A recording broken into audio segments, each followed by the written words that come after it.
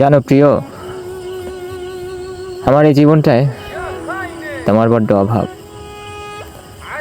তুমি ছাড়াও আমার জীবন চলবে, এটা স্বাভাবিক, কিন্তু স্বাভাবিকের মতো চলবে না, এটা অস্বাভাবিক।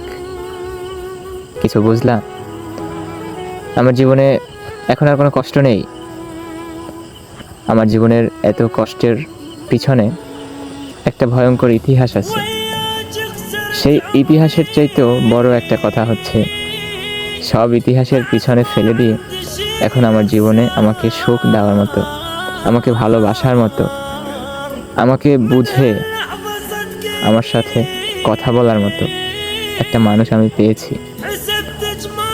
আলহামদুলিল্লাহ, আমি আল্লাহর কাছে লাখো লাখো শুকরিয়া জ্ঞাপন করতেছি। আমার পিছনে ফেলে আসা সেই দিনগুলো অনেক ভয়ঙ্কর।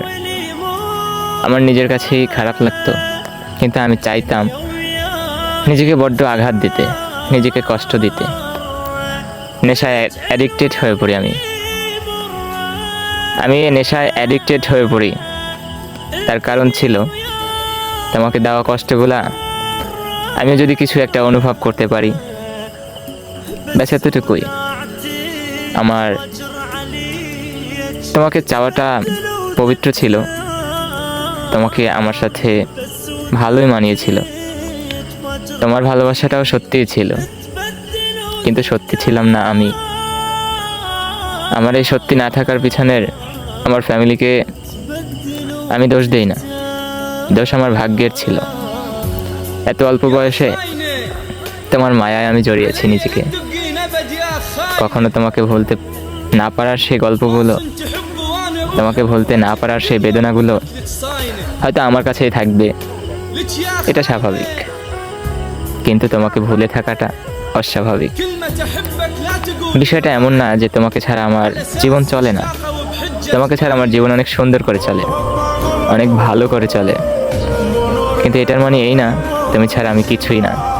তুমি ছাড়া আমি অনেক কিছু, কিন্তু তুমি পাশে থাকলে আমার খুশিটা একটু বেশি হইতো।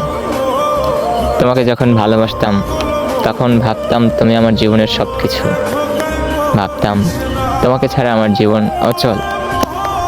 তুমি না খাইলে আমিও খাইতাম না। মনে আছে সেই দিনটার কথা? তুমি আমার একদিন বলছিলা আমি হাতে ব্যথা পাইছিলাম, আপনার হাতে ব্যথা কমছে, এরকম ফুপিয়ে ফুপিয়ে বলতেছিলে, আর কান্নায় জড়িত ছিল তোমার চোখ। এটা আমার কাছে খুব আনন্দদায়ক, কিন্তু খারাপও লাগতো। তোমার কষ্ট আমার কাছে খারাপ লাগতো, কিন্তু আমাকে ভালোবাসার মতো একজন ছিল, এতটুকুই। তোমাকে অনেক অনেক থ্যাঙ্কস, তার কারণ তুমি আমাকে ভালোবাসা শিখিয়েছো।